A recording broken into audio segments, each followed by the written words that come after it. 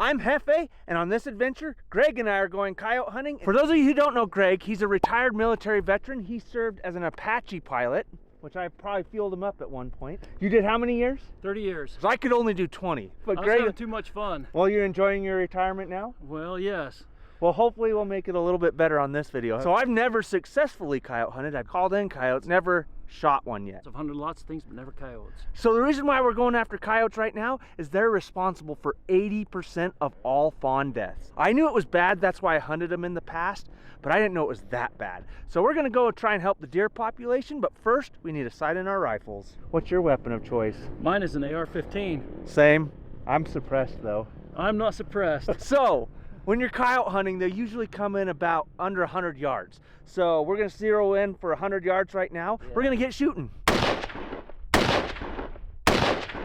Hey, we're gonna go check and see where Greg's hitting. Maybe he's hitting right in the red and that's why we can't see. All right, Greg, I hate to tell you, you're not even on. No way. Good thing we came here first. I'm gonna have Greg shoot at that. That way we know where he's hitting and we can adjust from there. High, about 6 inches, and right. Same spot. Try and hit the bottom left target of the paper. Okay. All right, yep. You hit the target on the top and you hit just to the right of it. Hit. Hit. Hit. Yeah, they're right there, aren't they? So you're good at 50 for sure. So you can put up to 15 in. Uh-huh. You just push that on there, and then just ram it home. Wow. Slam it home. Let's go check this out. That's the easy way to load.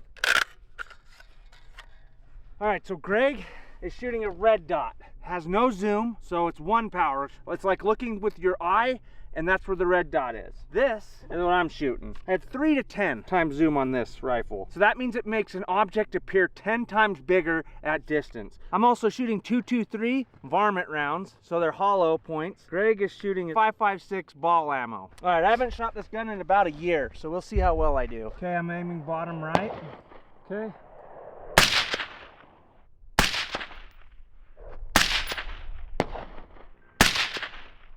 It's on. It's ready. That's okay. Greg will be the short range shooter, I'll be the long range shooter. So this is how I have this rifle set up. Anything within like 10 yards. Bring up the iron sights. Bring up iron sights like this, long distance, so. Awesome. All right, Greg and I are gonna go check out this target, see where we hit at 100 yards. I think we're pretty good and ready to go. All right, I want you to remember Greg is shooting with no zoom. He did a great job, look at that. Once we got him dialed in, that's Greg. And this is you. That's me at 100. Yeah, those first few shots are a little bit low. You adjusted it up right in. Yep. Ooh, look at those deer track. That's interesting. Coyotes in Utah get hunted a lot. Coyotes here have been called so much, and then when people miss, the coyote learns not to come into that call. We're going with a buddy of mine. His name's Ron. He's gonna go teach us how to call coyotes. The goal is for me to learn how to call coyotes so I don't have to go with anybody. Should be a good time. All right, we're gonna get all our brass cleaned up and get on the road. So we're going coyote calling near Sand Hollow. This is the type of camo I'm wearing. You're probably pretty used to it. Check out what Greg's got. I'm going old school. I was issued this in Desert Storm. It's supposed to be some kind of night camo or something. I don't know. I like it because it just goes over top whatever I'm wearing. We're gonna ride four-wheelers out a little ways and meet my buddy Ron out there. He said it's a perfect day for calling. Overcast, no wind. It's probably 40 degrees right now. A little chilly. That's not too bad. Not terrible. Should be a good time.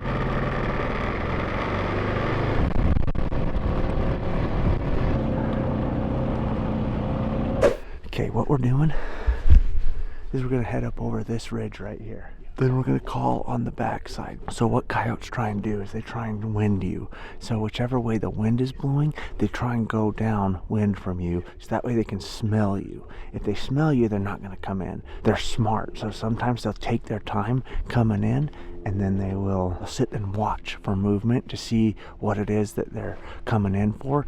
So Ron is going to go down further down the hill and he's going to be mouth calling these coyotes in. So hopefully the coyotes will be focused on Ron and not on Greg and I, and won't spot us. And when they come in, we'll hopefully be able to shoot them. Like Ron says, the only good coyote is a dead coyote.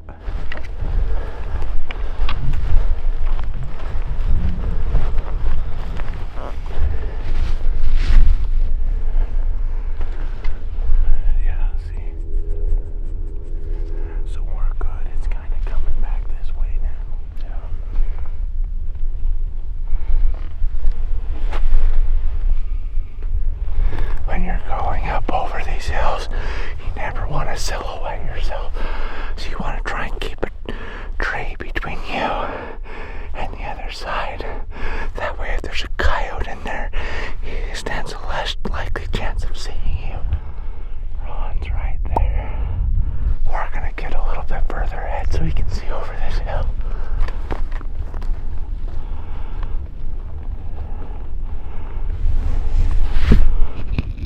We got one coyote coming in right now. He's dead ahead of us.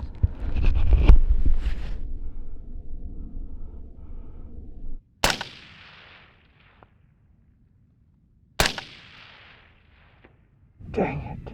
I missed him. I hit in the sands like a foot below. We got another one. Alright, we had 2 coyotes come in because Ron got a shot at one. They came right in. We weren't even sitting on the stand for 5 minutes.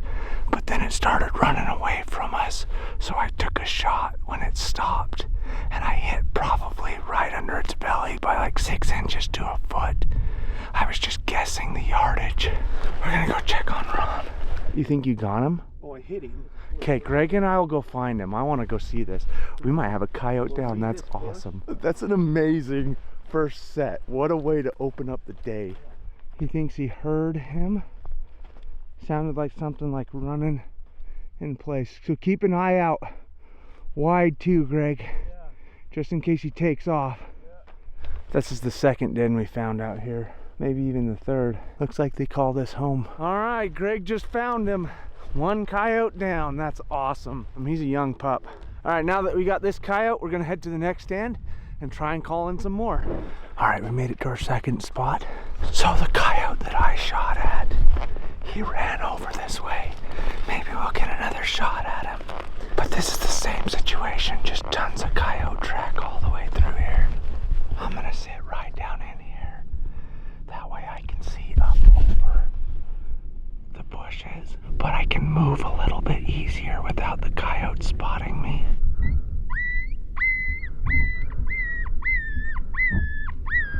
All right, I think this is the end of stand 2.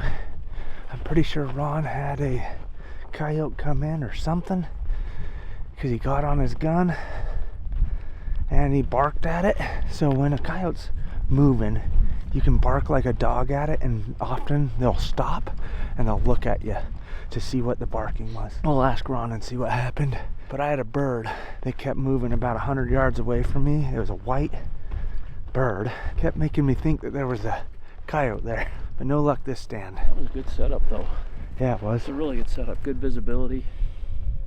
I bet you if it was first thing in the morning, it would have produced.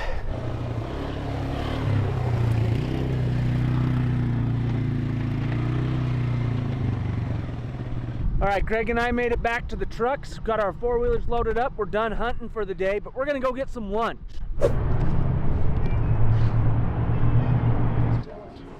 I should have brought my tripod. How many deployments did you go on? 2? Yep. Desert Storm was the first one. Our unit wasn't supposed to go.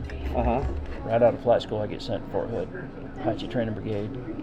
We're forming up as a battalion. We're going through all our training.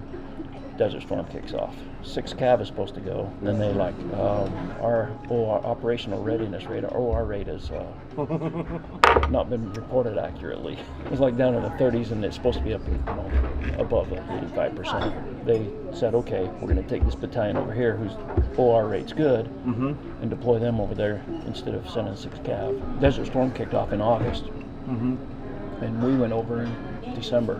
What was your second deployment? Iraq. But I wasn't flying on that one. So were you on the ground then? We had 12-man teams or 11-man teams. We had 3 Humvees, 11 Bubbas, and we'd go out to a little suburb of Baghdad, meet up with our national police counterpart, and we'd in bed with them. So I spent a whole year over there. Sundays were designated as our maintenance days. We were always on the lookout for roadside bombs or any kind of danger. We're always trying to be unpredictable. We'd be going down the road. We'd just cross the median and go against traffic. We had sirens, like police sirens. You get on there, whoop, whoop, whoop, whoop, go against traffic. We'd go up off ramps, and down on ramps. Sometimes, you know, just whatever we do to be unpredictable.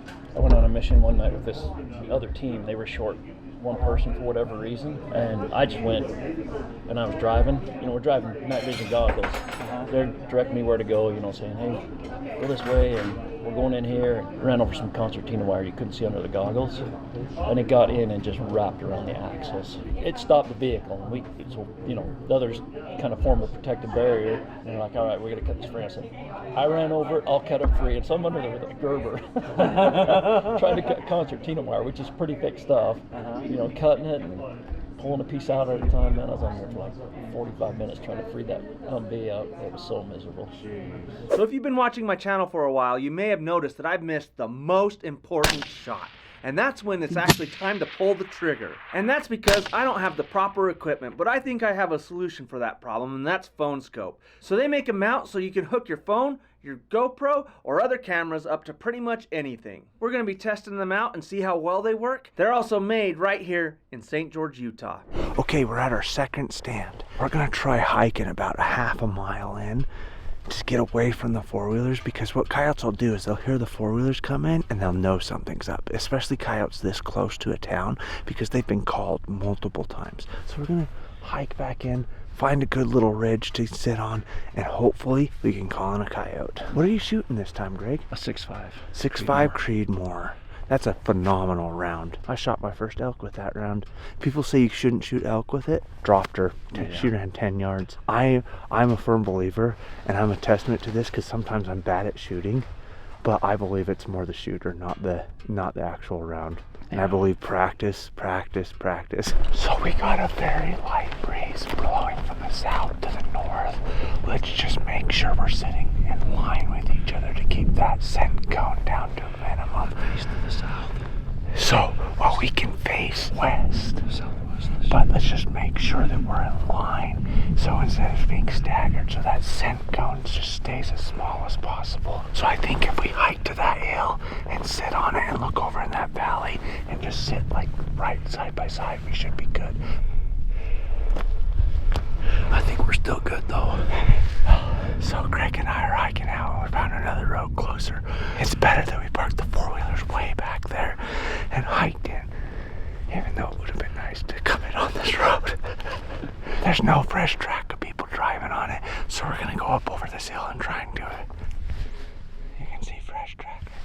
So coyotes are in the process of pairing up with their mate and digging dens this time of the year.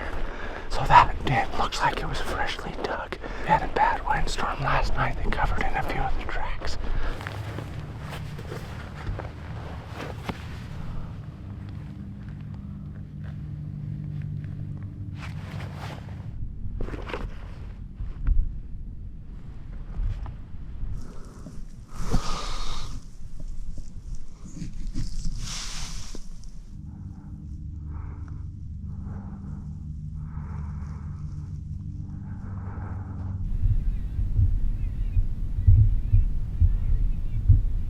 All right, Greg, I want to thank you for your service first. Well. Like, I knew a little bit about your past because we've been friends for a couple of years. I didn't know the whole backstory for your Iraq deployment, so it was fun hearing that. I know that a lot of military guys do a lot for the country, and you've done a lot, so I want to thank you for your service. I know I was just a fobbit.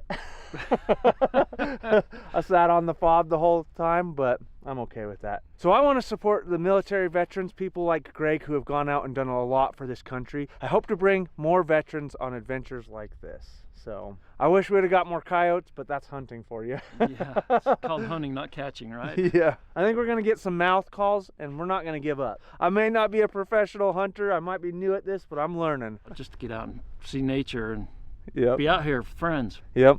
Thanks Thanks, again, Jefe. Greg. Hey, thanks for watching.